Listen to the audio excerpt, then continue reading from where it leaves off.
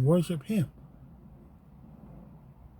See what I'm saying? I hope this thing won't cut out right now. If it cut out, I'm just going to continue. Okay, now, 6 days shall thou labor and do all thy work. But the seventh day is the Sabbath of the Lord thy God, Yahweh. In it thou shalt not do any work. Get caught working on the Shabbat day, you're going to be cast into the lake of fire. Thou shalt not work, thou shalt not do any work. Thou, you, nor thy sons, nor thy daughters, thy manservant, nor thy maidservant, nor thy cattle. You ain't supposed to be out there walking your dogs. Out there having your dog, flying the dog jumping up, getting the frisbee, running. No. Fix the dog a double portion of food, lock him down, water, and let him rest. Or else you'll be breaking it. Nor thy cattle, nor thy strangers that is within in thy gates. Here we go, right here. Check this out. For in 6 days, this is why, the Lord made heaven and earth, the sea, and all that in them is, and rested. I mean, the Lord's work was completed on the seventh day. Wherefore the Lord blessed the Sabbath day. See, Saturday is a blessed day. And he hallowed it. Hallowed it meaning he separated that seventh day from all the other 6 days. That seventh day you're supposed to do different than on the 6 days. 6 days he give you the work, do everything you got to do. Do you.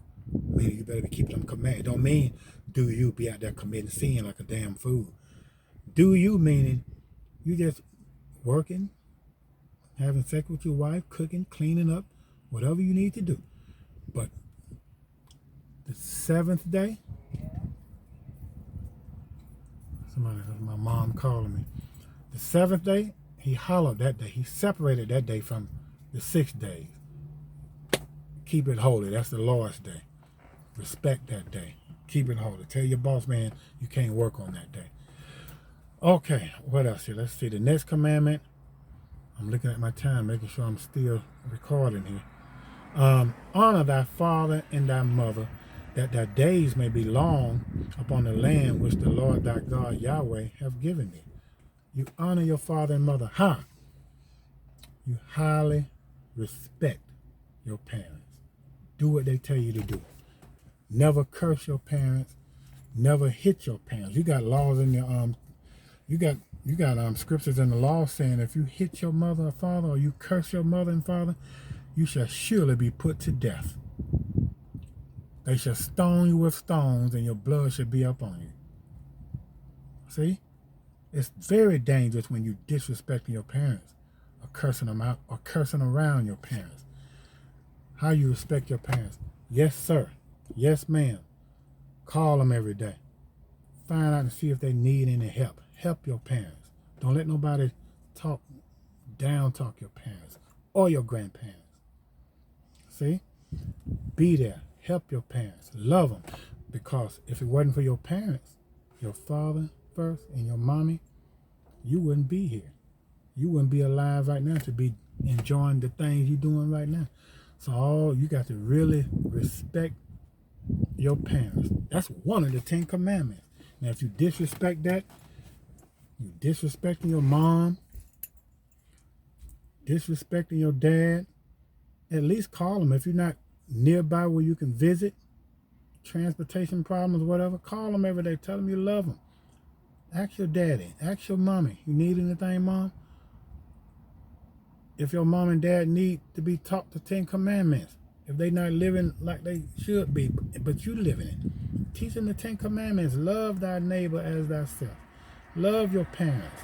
Be there for your parents. Help them when they need help. Just help them.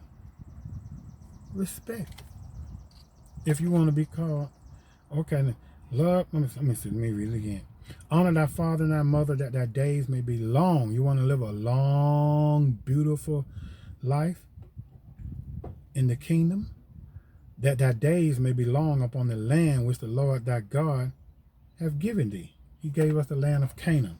Israel is our land. You'll live a long, beautiful life. You'll make it to be the greatest in the kingdom of heaven if you just respect your parents. I don't care what your parents do. You respect your parents. if you want to make it. That's one of the 10 commandments. Okay, let's go to the next one here. Okay, I'm still on, I see. Thou shalt not kill. Thou shalt not kill. I just read it in the New Testament, meaning thou shalt not murder. There's a difference. Now, killing, it's really thou shalt not murder. Let me say it like that. And what is murdering? When you're out there killing something that's not bothering you. You murder. You're a murderer. Like, for an example, abortions. If you're out there having abortions or have had an abortion, you are a murderer. You breaking that commandment right there. If you're out there shooting birds out the trees with your BB gun or throwing rocks at the squirrels and killing squirrels or dogs or animals that's not bothering you, you're guilty of thou shalt not kill, thou shalt not murder. You're going to be cast into the lake of fire. If you're out at a park somewhere, not even on your property, or you see a snail or a bug or some type of bug or little insect walking across the street or in the grass, and all of a sudden it's not bothering you, and you're just going to run up on it and just stomp it and kill it, you're going to be cast into the lake of fire. That bug, that roach, that spider was not bothering you. That cat, that rat, that squirrel was on the outside. That dog was not bothering you. That cat was not bothering you. Or whatever, butterfly, bumblebees. A big ant pile. You know them big old ant piles made of dirt? Not on your property. They doing their thing. You out there stomping them and spraying them down, you're going to be cast into the lake of fire. Now, if it's on your property, get rid of them. Give them a warning first. Say, look, if y'all don't leave, I'm going to spray you down. Give them a warning. Or if a bumblebee or a bird or mockingbird, they be trying to attack you. You know what a mockingbird is? You might pass by, you ain't, man, I don't know, I might knock one of them down right quick. You know what I'm saying? But no, thou shalt not murder, meaning if you're out there killing anything, if it's not bothering you, you're guilty of thou shalt not kill. Don't get stupid, black people, and say, well, you can't kill. Well, my point is this right here. Let me say it this way. It ain't talking about thou shalt not. I mean, because you can kill for self-defense purposes. Yes, because you got scriptures in the law that says if a man have sex with another man's wife, both shall be put to death. As a matter of fact, that's in that same book where it said thou shalt not kill, that commandment. If a man lay with another man as he would lay with a woman, homosexuality, both shall be put to death. You can kill for righteousness. You can kill for sin's sake. Some sins are not worthy of death. But don't get stupid because, you know, like I said, if you think in the Bible said thou shalt not kill, then how you think you're eating that chicken that you love to eat, so-called black people? You got to kill it before you eat it. Think about it. So it's not talking about that. You got lots of beef, cow, lamb, deer, fish with scales and fins. You got to kill that in order for you to eat it. What you gonna do? You're just gonna get the fish out the water while it's still alive and bite off into it. What you gonna do? You're gonna grab the chicken while it's still alive and bite off. If you bite off in that chicken, you still killed it. So that's dumb and ignorant to think, because you got a lot of people say thou shalt not kill, you're supposed to kill. You can kill you got to kill your food before you eat it. You got to kill your animals that's good to eat according to Leviticus chapter 11 before you eat it. Can't kill a pig though, because you're not supposed to eat pig. Pig is an abomination. Leviticus 11 verse number 7. So thou shalt not kill is talking about killing anything, even a flower. You see a flower out there in somebody's yard, out there in the park, you just step on it, pull it up. For what? You just killed it wasn't bothering you. You guilty of thou shalt not kill. Think about that. In the book of Ecclesiastes says a time and a purpose for everything. There's a time to laugh, there's a time to cry, there's a time to live, there's a time to die, there's a time to kill, there's a time to live, there's a time for war, and there's a time for peace. Read it. It's in the book of Ecclesiastes. There's a time to kill. There's a time to go to war. If you read the Old Testament, the Most High God sent Israel to go out and kill all the nations that was bothering them and doing all kind of wrong things. So don't get it twisted. Thou shalt not kill, meaning thou shalt not murder. Killing something that's not bothering you innocent. Drug dealers, selling drugs to your people. Killing. Smoking cigarettes. Danger to your health. Give you cancer. You're killing yourself. It gets real deep, Israel. But killing for self-defense, you got a script in the book of St. Luke, if I'm not mistaken. Look it up. Stop being so damn lazy. The Bible said, my people are destroyed for the lack of knowledge, for the lack of something that you don't know. Somewhere in the book of St. Luke where Jesus, Yahushua, Jesus said, if you don't have a sword, what is a sword? A weapon, a knife. The modern day sword is a gun. If you don't have a sword, sell your garment, your clothing, and go and buy you one. Now, why would Christ tell you to do that? Because he knows there's a time you can kill for self-defense purposes. You think I'm going to let somebody just walk up on me with a gun or walk up on my wife and I got my Glock right there, and if I got a chance to shoot and kill him, I'm going to do it for self-defense purposes. There's no sin committed. Now, if I got my gun and I'm out there just drive by shooting somebody, I'm a hitman. Oh, now you breaking that commandment. You get it? Okay, you get it. I guess y'all got it. The next commandment, thou shalt not commit adultery. What is adultery? Adultery is only dealing with a married couple. Married, somebody that's married. Single person. I'm going to break it down. For an example, me and my wife, I'm married. I'm a married man. How do I commit adultery? I commit adultery by sleeping with another man's wife. See, I commit adultery. I'm going to be cast into the lake of fire. I would never sleep with another man's wife. If I was a single man, I would sleep with another man's wife, I committed adultery. I would not make it to the kingdom. Think about that. Now, I'm married, me and my wife, we married. And my wife committed adultery when she go out there and have sex with anybody else other than her husband. She committed adultery. Now, me, married to my wife, what if I go out there and have sex with a single woman? She's not married to a man, but I got my wife here. That's not adultery. I just got myself two wives, or either a wife or a concubine. Because according to the Bible, the law, according to the scripture, the Old Testament, a man can have more than one wife. It depends on how much money you make, your physical health. See? You can have more than one wife. That's not adultery. You got many scriptures in the Bible where this brother right here had two wives. One had three wives. One had four wives. Matter of fact, I'm going to just say it like this right here.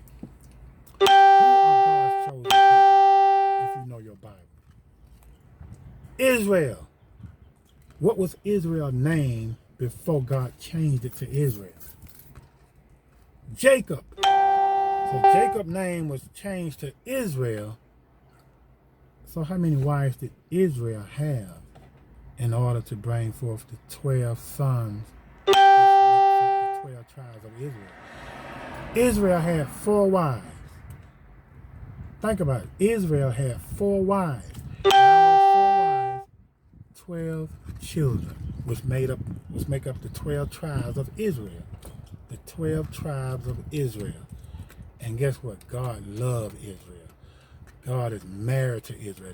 You don't find no scripture in the Bible where the Most High God, Yahweh, condemned Israel, Jacob, for having 4 wives. If anything, the Most High God married Israel with those 4 wives and chose Israel with those 4 wives and said, these are my people. He didn't condemn Jacob for having 4 wives, so zip it. Adultery is when a man go out there and have sex with another man's wife. But Jesus, Yahweh, made it more spiritual. If you look on a woman to lust after her, you have committed adultery already with her in your heart. So how you do that? Me and my wife, I'm married, right? If I look on another married man's wife and lust, I'm lusting at her. I desire, I want her. Guess what? I'm committed adultery already in my heart. Now, like I said, I'm married to my wife. If I see a single woman out there, and I'm like, wow, she's a beautiful, beautiful woman. I like to try to get to talk to her. make her my woman. I'm not committing adultery, because a man can have 2, 3, 4, 5, 6 wives, depending on your financial status and your health, physical being. You know, you gotta be able to take care of all of them. Check it out now. Let me see what I'm about to say about that. Yeah. So the Most High God never did condemn Jacob, Israel, for having 4 wives. Matter of fact, like I said, the Most High God, if you read the scripture, he's married to Israel. Just like King Solomon had 700 wives, 300 concubines. Whoa! But where King Solomon messed up at, he married strange wives. He married other nations. He married Edomite women, Canaanite women, Moabite women. See, he wasn't supposed to do that. You got laws in the Bible say you're not supposed to have sex. You're not supposed to mingle and mix the races like that. You're supposed to have sex and marry a woman of your people. But that's what King Solomon he didn't get in trouble with the Most High God for having all those wives. He got in trouble for marrying strange women. And they turned his heart away from serving Yahweh. Because if you marry a white man, a white woman, you're going to turn and serve their gods. We're not supposed to marry outside your race like that. Sin against the Most High God. Now, that's it about adultery. Now, to commit adultery, you're going to be cast into the lake of fire. A lot of you out there just hoe-hopping from woman to woman. If you out there hoe-hopping from this woman to that woman, you're all in the strip clubs, nude clubs, having sex with them strippers in them clubs. You got this woman over here having sex, this woman having sex. Nigga, you are a fornicator. And you're going to be cast into the lake of fire. Revelation 21, verse number 8. And just go get your concordance and read every scripture dealing on fornication. You're not husband and wife. You just hoe-hopping with this woman, that woman, this woman, that woman, all in the club, all in the bars, picking up this woman, this woman. You're a fornicator. You're going to be cast into the lake of fire. Now the next commandment, thou shalt not steal. Simple. You're out there taking something that don't belong to you without that person's permission. That's real simple. I don't care what it is. It could be a little ink pen or a piece of paper or a clip, a little paper clip, anything. If you taking it and you know it don't belong to you, you know it, that's his pen. You know that's her paper clip. You know that's his tree to make his car smell good. You done took his tree out. Anything. It don't matter if it don't belong to you and you taking it without that person's permission. That's stealing. Breaking in cars, breaking in homes, stealing out your mama's pocketbook, stealing out your grandmama's pocketbook. You're going to be cast into the lake of fire for stealing. Thou shalt not steal. That's real simple. That's why the Bible says, ask. You all in people's medicine cabinets taking their aspirin. Oh, let me get some there. Ask for it first. Because if you taking their aspirins out of their home, taking it for granted, oh, they don't care. No, you just stole 2 or 3 aspirins. Yeah. How is that still? You dummy. Do those aspirins belong to you? No. Okay then, see? You should have asked. Excuse me, can I take a couple of your aspirins in the medicine cabinet? Yes. You're good when you ask for it. But if you're taking anything, going in these stores and stealing, you're not going to make it because you're breaking the commandments. You might as well stop praying because God don't hear sinners when they pray. St. John chapter 9 verse 31. Now we know that God heareth not sinners. But if any man be a worshiper of God and do his will, him he heareth. If you want the Most High God to hear your prayers, you got to do his will. And his will is keeping his commandments. Straight up. I'm tired of hearing people always talking about prayer. A praying man is a strong man. Prayer changes things. Prayer. Listen here, dummies. Prayer, grace, faith, none of that stuff will work if you're not keeping his commandments, if you're not being obedient to his words. Be not faithful hearers of the word, remember, but be doers of the word. That's that commandment right there. Thou shalt not steal. Now, next commandment. Thou shalt not bear false witness against thy neighbor. That's dealing with telling lies. You did not witness what happened, so you cannot testify. If you did not see it with your own 2 eyes, if you did not hear it, you cannot be a witness. If you're trying to be a witness to something that you did not see, he say, she say, you're a false witness, you're a liar, you'll be cast into the lake of fire. Think about that. Bearing false witness against. You can't lie for your neighbor. But we've been neighbors for 20 years, man. Somebody broke in her house. I think Reno did it. I think Rico or Poo Poo, I think he broke in her house. If you don't, you can't go by assuming. You can't assume. If you out there, you got to be real careful. You can't assume. Come out of that assuming thing. I assume. I got a feeling this, but your feelings can be wrong. Your feelings can have you breaking that commandment. Thou shalt not bear false witness against thy neighbor. You can't lie for your neighbor, and you better not lie on your neighbor. So, to help you to keep that commandment better, just don't tell no lies. Period. Like I said, if you don't see it, you can't be a witness. You can't go to courthouse and say, in the white man's courthouse, and say, well, I got a feeling with the judge gonna say, were you there? Did you see this? No, I did. Okay, get out. Go sit down. Can't use you. We need facts. We need facts, not opinions, or not assume, or not I think, or not he said or she said. If you live in your life, she say, he say, you better not believe that crap. If you didn't hear them say that, just let it go through one ear, come out the other ear. If you really want to know, go to that person yourself and ask that person. That's how you do it. And you can't assume that that person is lying either. If a person is telling you something about, okay, I did this, blah, blah, blah, blah, blah, blah, blah, I didn't do this, I didn't do that. And you say, no, you did do that, you did do that. Gotta be careful, because if you didn't see him do it or hear him do it, you bearing false witness against our neighbor. Thy neighbor represent your people. So pull away from assuming. Erase that out of your life, out of your memory. Get away from all that he say, she say, drama, rumors. Don't feed off and buy off into all that, because you're going to break that commandment. Thou shalt not bear false witness against thy neighbor. Okay? Be a man or a woman and go and ask that person yourself. If you didn't see it, don't worry about it. Don't try to figure it out. I wonder where my husband at, my wife, and my wife. I think she said she was down to the clinic. Yeah, right. She over so-and-so's house. He over there. She didn't go over there. He went, he lying to me. Nigga, you better stop that. Stop it. If you didn't see it, if you ain't got no witnesses, if you didn't witness it with your eyes and hear it, or you didn't walk up on it and catch it yourself, you can't do it. Well, my woman, so-and-so told me that my woman slept with this man.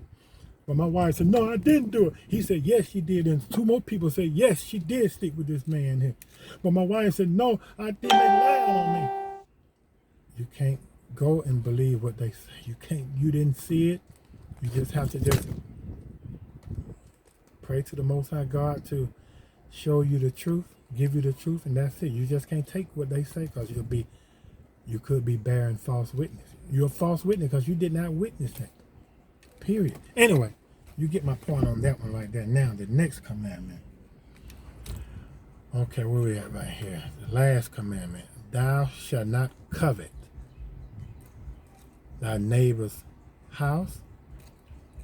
Thou shalt not covet thy neighbor's wife, nor his manservant, nor his maidservant, nor his ox, nor his ass, nor anything that is thy neighbor. Covet. C-O-V-I-T. What is that? Covet is the same thing as envy. Jealousy. You jealous of what somebody else got. You're not content. You're not grateful for what the Most High God has given you. You over there looking at the house across the street, the Jones. You looking at the Jones houses, and you jocking that house. But you don't realize when you live in covet, when you living under covetousness, you automatically despise the things that you have. You can't be in covet and be content with what you have. That's impossible. If you live in a covet life, that means you despise the things that you have. You're not grateful, you're not thankful, you're not content. And the Most High God cannot take you to the higher level, or he cannot continue blessing you because you are not grateful, you are not thankful. You're busy jocking and looking at his wife. When you got a wife, be thankful for the wife that you have. You jocking his car, her car. You got a car. Be thankful for the car that you have. You jocking his house, her house. Be thankful that you got a roof over your head. See? You jocking his cell phone. He paid $1,000 for his. I want one like that. But you paid $102 for yours. Be grateful and thankful. Otherwise, you will get no blessings from the Most High God, Yah. Because he cannot bless a person that's living in covetous, a person that's not grateful, a person that's not thankful. Okay, an example. Let's just say I got 2 kids. I got 2 boys, and I bought my 2 boys a bicycle. I bought them a 10-speed. I bought him a 10-speed, bought him a 10-speed. Now, one of my sons that I bought a 10-speed for, he act like he wasn't too happy to get it because he's looking at the neighbor's 15-speed bike, and he wants that. But he's not thankful and showing great gratitude toward me for me getting him that 10-speed. But my other son, on the hand, thank you, Daddy, thank you. Wow, yes, I got a bicycle, yes, thank you. You get on that thing, you pedal that thing, he's jumping over rocks and twisting it around. He's having a good time, he's happy. Matter of fact, he thanked me 2 or 3, 4, 5 times. Made me feel good. But my other son, he ride his bike, but he's not happy on it because he covet jocking the neighbor's boy bike across the street, the 15-speed. That's what he wants. He's not thankful for the 10-speed. So guess what? He might get an ass whooping. The Most High God is the same way. But guess what? The son that's grateful, I feel real good buying him. I'm gonna take him to Chuck E. Cheese's. I'm gonna take him fishing with me. I'm gonna buy him something else. If I had a choice, if I had $300 and I had to buy if I had to buy a go-kart, for an example, I can't afford, I can buy just only one mini bike. Guess what I'm gonna get that mini bike for? I'm gonna buy that mini bike and get it for my son that showed me gratitude and thank, because he made me feel good about getting it for him. I'll be an idiotic damn fool to get $300, so maybe I'll get this mini bike and give it to this son over here that's not grateful. And then he's still looking all like, no, he didn't make me feel good. So that son right there would not be getting too much from me. The Most High God is the same way. If you over there complaining about where you live, complaining about the husband you got, the wife you got, complaining about the kids you got, the car you got, complaining about the job that you have, you got people right now in line, standing up in line. Can't wait till you get fired so they can get that job. But when they get that job, they're going to feel so grateful and happy and joyful. Yes! You got people that'll be so glad and happy for you to move out of that room so they can move in. That would really appreciate it. So my point is just right here. God cannot bless you. And he will not bless you. If anything, he's angry at you for being covet. Because like I said, when you're living in covetousness, jocking somebody else's stuff, being envious about other people, what they got, you automatically despise the things that you have. You are not grateful and you are not thankful. And you're going to be cast into the lake of fire. So that completes the 10 Commandments right there. Let me see. I'm going to go over a little history thing right quick. Some of these notes that I'm going to go over some of these notes right here. that I written years ago. Throw a little black history in there, so grab your Bible. I wrote this down. Hope I can still read some of my handwriting here. And the title to these are tracts I used to make out and pass out to my people. The title of this tract is called "The So-Called Negroes in America Are the Real Hebrew Israelite Jews." And I'm going to start reading this one. I'm going to read. Let me look at my watch. See what time it is, like quick. Okay. Israel, that's who we are, the so-called Negroes. We're not Africans. Ready? We did not keep the laws of the Most High. We did not keep the laws of the Most High God, Yahweh. So, the punishment was slavery. See, the punishment for not keeping the commandments was slavery. That's why we slaves here in America right now for 400 years. Read Deuteronomy chapter 28, verse 15 through 68. But it shall come to pass, if thou wilt hearken unto the voice, and it shall come to pass, if thou wilt not hearken to the voice of the Lord thy God, to observe, to do all his commandments, and all his statutes which I command thee this day, that all these curses shall come upon thee and overtake thee. See, we under the curses right now. That's why black people, we can't prosper here in America, because it wasn't meant for us to prosper. Being here in America, which is Babylon, is the land of our 400-year punishment for breaking the law, statutes, and commandments. Okay. Verse 16. Cursed shall thou be in the cities. See, living in the ghettos. Circle that word, ghettos. Look up the word ghettos in the Webster's New College Dictionary, page 484. And this is the definition of ghetto right here.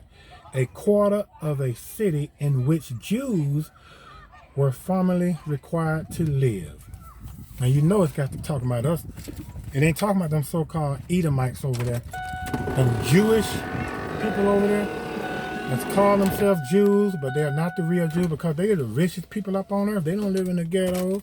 When you hear the word ghetto, think about this, right? When you hear the word ghetto, what type of people come to mind? Listen. The ghetto. The ghetto. People are dying. That's us. We live in the ghettos. So the real Jews live in look up the word ghetto in that college dictionary, and they're going to tell you the definition of ghetto.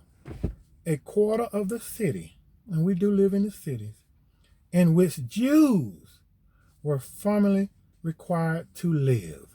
That's us. We are the Jews that live in the ghettos. Okay, let me see.